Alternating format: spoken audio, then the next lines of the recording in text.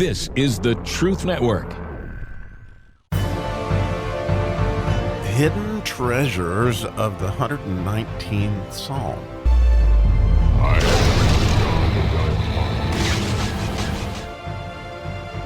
Today we get to jump into the last section of the 119th Psalm. The last 8 verses are on the Hebrew letter TAV, and how amazing, how beautiful that letter is. It is the last letter in the word truth, emet. And in so many different ways, the letter TAV represents that, what's true and what's right. Absolutely amazing. And in so many different ways, as you study the word, I think you'll see as we go through these 8 verses, it's like what happens at the end of the story.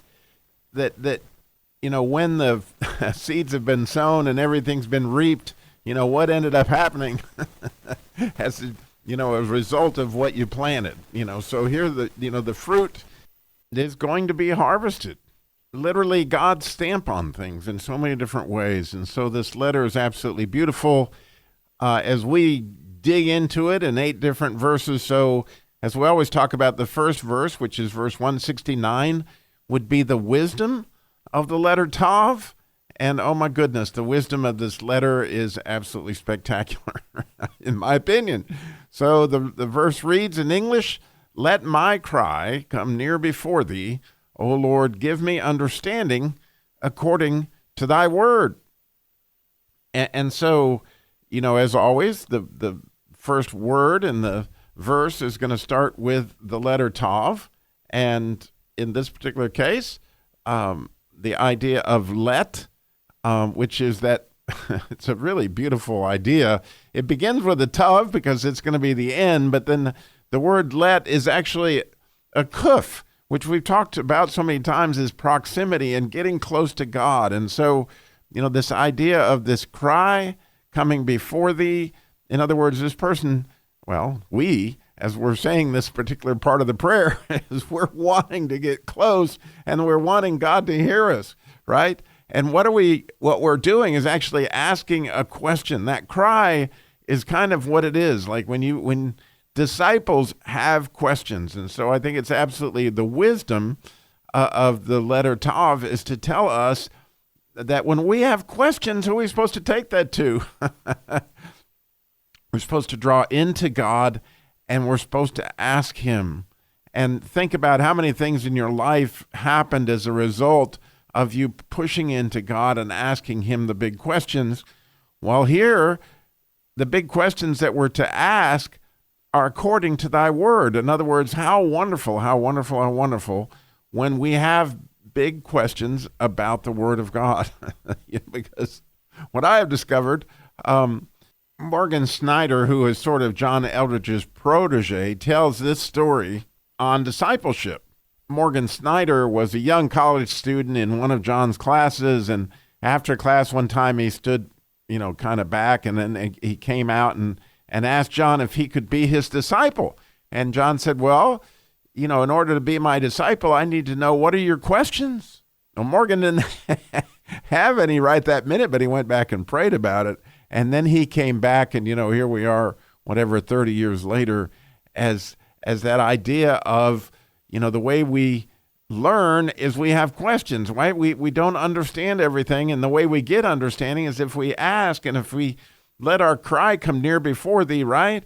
If we want to harvest some truth, we have to ask those big questions. And so, one of my favorite stories along this line is, for years and years and years, I loved the Song of Solomon, and I studied it, and I read it, and I read it, and I studied it.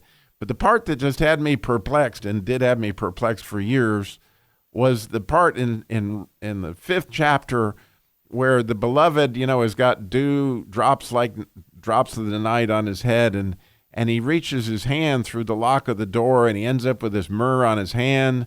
And, it says, I was sleeping, but my heart was awake. The beloved, in other words, us, the church, and so many times I've been there, I slept, but my heart was awake. I rose to find my beloved, but he was gone. And so she went into the city, if you keep reading in the chapter. And what happens is the watchmen on the walls, they took me, they beat me, they took away my coat, they took away my cloak. And I thought, clearly there's something significant about this, but I have no understanding of why we're hearing that she rose to go find her beloved. And as she's walking through the city, the watchmen took her, they beat her, they took away her cloak. and what would be the benefit of such a discussion?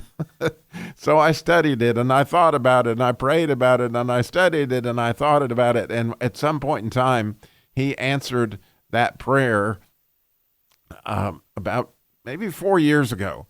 And when my mind was open to the understanding of what the question was that I had here, on what that was all about, oh my goodness, it's beyond beautiful. I'd always put it together that clearly when we're talking about this passage, it has to be related and somehow to the Garden of Gethsemane, right? Because, there Jesus was, had great, drops of blood on his, that he was dripping from his hair, from his forehead. And also, right, if you remember, the disciples couldn't stay awake.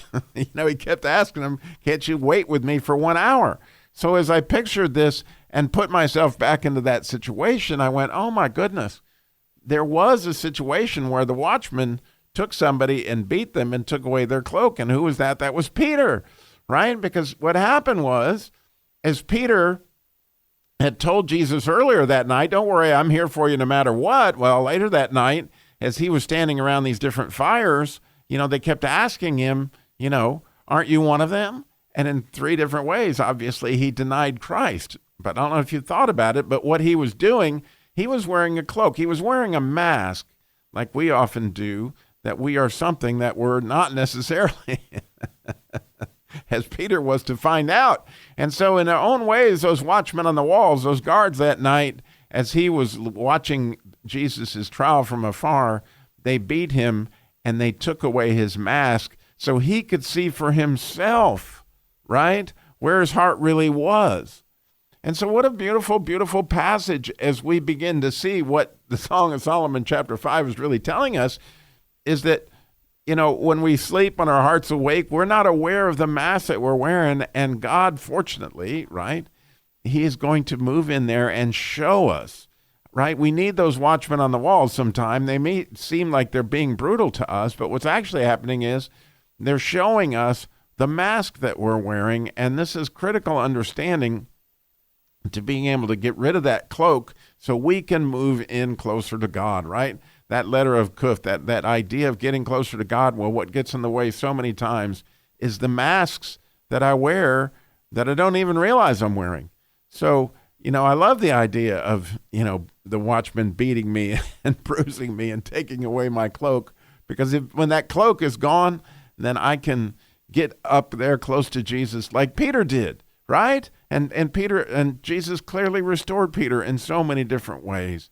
And as a result, the fruit, the tav, of that relationship, of the wisdom that he was given as a result of that beating is unbelievable. And there we have, for the beginning of the letter Tav, this idea of truth, right? It's amazing.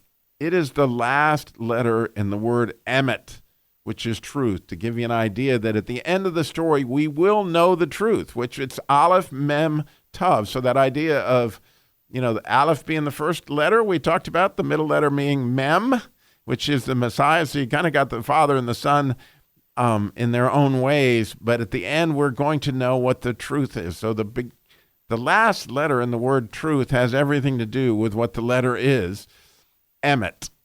You can hear that T sound. And it is also the first letter in the word Torah, but the idea, again, of emet and Torah and tav is that, when you look at the beginning of the alphabet, it's true, the middle of the alphabet is true, and certainly when you get down to the end, you will know it's all true. Everyone will know what's true in the end. And thus we get to study these 8 verses in the Tav section.